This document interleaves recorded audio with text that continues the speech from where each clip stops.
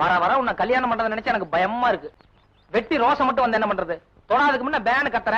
நாளைக்கு கல்யாணம் முடிச்சு ஒரு முக்கியமான நேரமா பார்த்து ஐயோ அம்மான்னு கத்த போற. என் மான மரியாதை எல்லாம் போக போகுது. என்ன கல்யாணம் முடிச்சதுக்கு அப்புறம் எப்படி என்னங்கிற விவரம் ஏதாவது தெரியுமா? இல்ல நான் சொன்ன மாதிரியே கத்துவியா? போங்க நீங்க. அந்த விவரம் எல்லாம் எனக்கு சிறுசுல இருந்து ரொம்ப நல்லா தெரியும். தெரியுமா?